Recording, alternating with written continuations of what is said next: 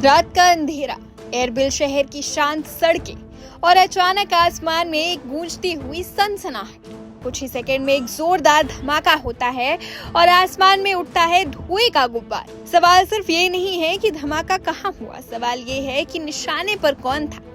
क्या ईरान ने एक बार फिर सीधा अमेरिका के ठिकाने पर वार किया है? क्या इराक की सरजमी पर ठहरा अमेरिकी अमला अब बिल्कुल सुरक्षित नहीं है? आज बात मिडिल ईस्ट से आ रही उस सनसनीखेज खबर की है जिसने वॉशिंगटन से लेकर बगदाद और तेहरान तक हलचल मचा दी। इराकी कुर्दिस्तान की राजधानी एरबिल से 14 अगस्त को एक बेहद परेशान करने वाली खबर सामने आती है। मध्य एरबिल के एक मशहूर होटल के पास संदिग्ध ड्रोन हमला हुआ है। जिस स्थान का नाम सबसे प्रमुखता से आ रहा है वो है अजान बायरोटाना होटल। ये कोई आम होटल नहीं है, ये वही जगह है जहां अक्सर अमेरिकी सैन्य कर्मी, अंतर्राष्ट्रीय कॉन्ट्रैक्टर और विदेशी अधिकारी ठहरते हैं या उनका आना जाना लगा रहता है। सोशल मीडिया पर रात के समय के कई वीडियो तेजी से वायरल हो रहे हैं। इन वीडियोस में एरबिल के आसमान में तेज धमाकों की आवाजें, गिरता हुआ मलबा और एयर डिफेंस सिस्टम से निकलती हुई मिसाइलें साफ देखी जा सकती हैं। आप जरा इस पूरी कहानी को गहराई से समझिए। 14 अगस्त की शुरुआती रिपोर्ट्स बताती हैं कि होटल परिसर के आसपास अचानक अफरा तफरी मच गई। कुछ स्थानीय रिपोर्ट्स का दावा है कि एक एक्सप्लोसिव ड्रोन सीधे होटल की तरफ बढ़ रहा था, जिसे एयर डिफेंस सिस्टम ने समय रहते इंटरसेप्ट कर लिया। लेकिन कुछ अन्य दावों में ये भी कहा जा रहा है कि ड्रोन का निशाना होटल परिसर ही था और उसका मलबा सीधे इमारतों पर जा गिरा।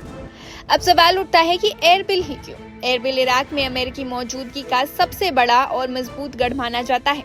यहाँ आईएसआई विरोधी अभियानों में शामिल अमेरिकी सैनिक और उनके जुड़े तकनीकी कॉन्ट्रैक्टर मौजूद हैं। ऐसे में इस होटल के पास हमला होना सीधे तौर पर अमेरिका को ये संदेश देने की कोशिश मानी जा रही है कि आप हमारी पहुंच से दूर नहीं हैं। इस पूरी घटना में सबसे बड़ा मोड़ तब आता है जब इस हमले की तार ईरान की सेना यानी IRG से जोड़ी जाने लगती है। ऑनलाइन रिपोर्ट्स और रक्षा विशेषज्ञों के बीच ये चर्चा गर्म है कि क्या ये हमला IRGC का पहला बड़ा सैन्य अभियान है।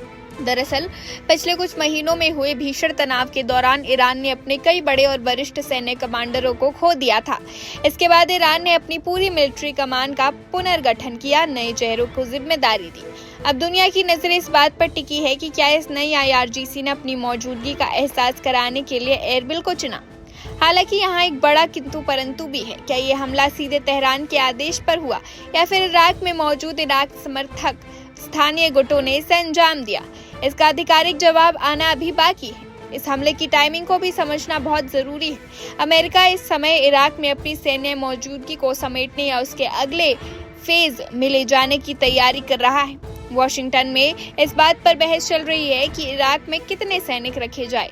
ठीक ऐसे नाजुक मोड़ पर अगर अमेरिकी कर्मियों के होटल पर ये सीधा हमला साबित होता है तो ये तनाव में एक बहुत बड़ा उछाल होगा। इससे वॉशिंगटन और पेंटागन पर भारी दबाव बनेगा कि वो अपने जवानों की सुरक्षा के लिए कड़े कदम उठाए या फिर ईरान को उसकी ही भाषा में जवाब दे। लेकिन एक जिम्मेदार न्यूज नेटवर्क होने के नाते हमारे लिए आपको पूरी सच्चाई बताना सबसे जरूरी है।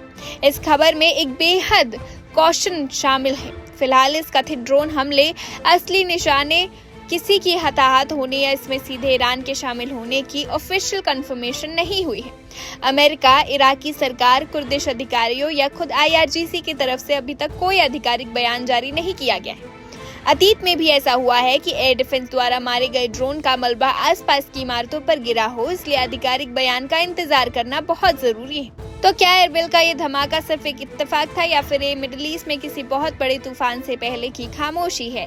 क्या अमेरिका इस चेतावनी का जवाब देगा या इराक की सरजमी एक बार फिर दो महाशक्तियों के बीच अखाड़ा बनने जा रही है?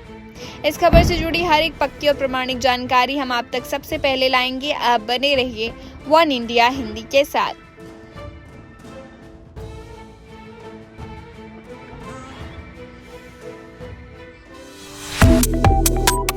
Subscribe to One India and never miss an update. Download the One India app now.